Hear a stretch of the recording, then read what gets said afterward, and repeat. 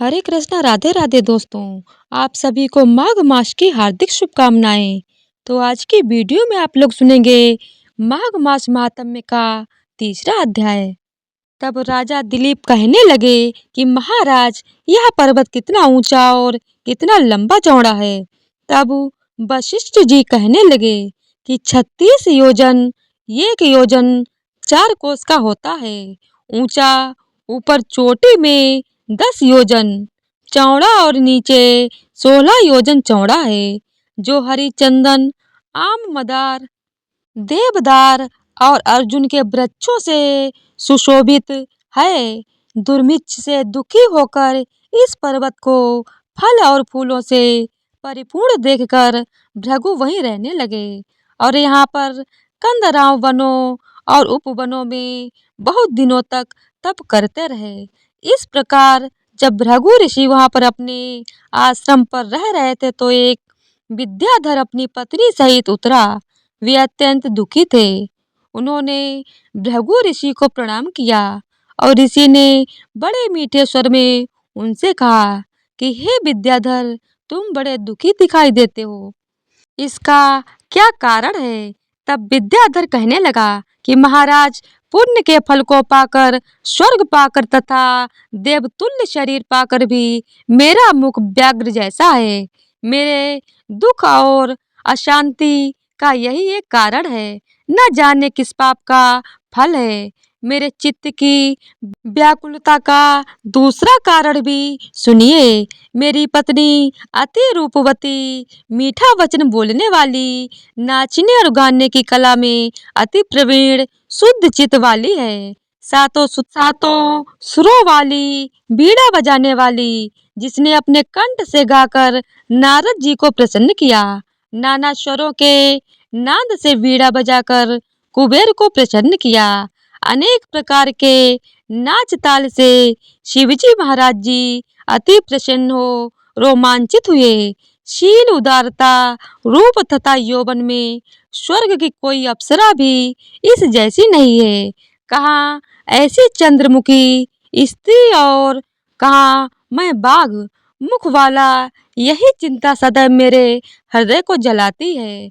विद्याधर के ऐसे वचन सुनकर तीनों लोकों के भूत, भविष्य और वर्तमान की बात जानने वाले तथा दिव्य दृष्टि वाले ऋषि कहने लगे कि हे विद्याधर, कर्म के विचित्र फलों को प्राप्त होकर ज्ञानी पुरुष भी मोह को प्राप्त हो जाते हैं।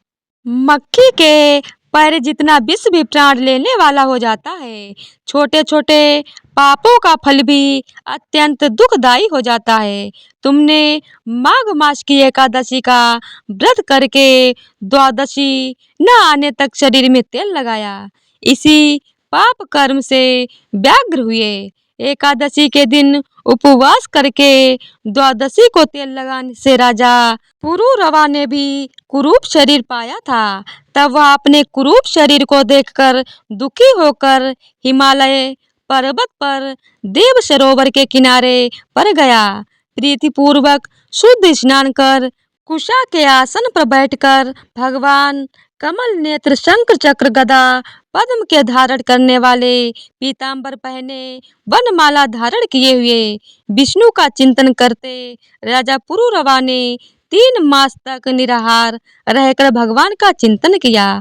इस प्रकार 7 जन्मों में प्रसन्न होने वाले भगवान राजा के 3 महीने के तप से ही अति प्रसन्न हो गए और माघ की शुक्ल पक्ष की एकादशी को प्रसन्न होकर भगवान ने अपने शंख के जल से राजा को पवित्र किया।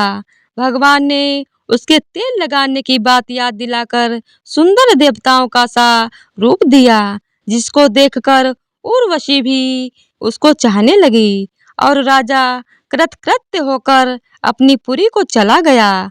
भृगु ऋषि कहने लगे कि हे विद्याधर, इसीलिए तुम क्यों दुखी होते हो। यदि तुम अपना यह राक्षसी रूप छोड़ना चाहते हो तो मेरा कहना मानकर जल्दी ही पापों को नष्ट करने वाली हेमकूट नदी में माघ में स्नान करो, जहाँ पर ऋषि सिद्धि देवता निवास करते हैं। अब मैं इसकी विधि बतलाता हूँ। तुम्हारे भाग्य से माघ मास आज से 5वें दिन ही आने वाला है। पौष शुक्ल एकादशी से इस व्रत को आरंभ करो।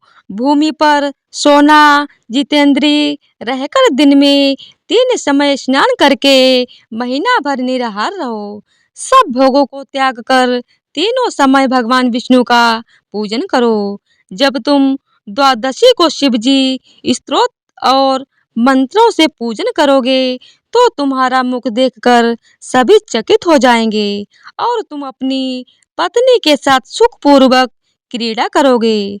माघ मास के प्रभाव को जानकर सदा माघ में स्नान करो। पाप दरिद्रता से बचने के लिए मनुष्य को सदा यत्न से माघ मास का स्नान करना चाहिए। स्नान करने वाला इस लोक तथा परलोक में सदा सुख पाता है।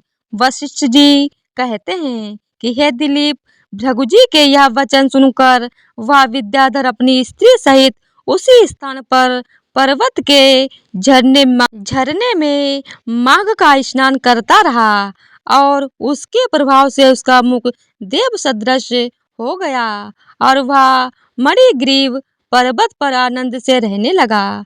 भृगु जी भी नियम की समाप्ति पर शिष्यों सहित इवा नदी के तट पर आ गए। तो इसी तरह से माघ मास महात्म्य का तीसरा अध्याय संपूर्ण हुआ।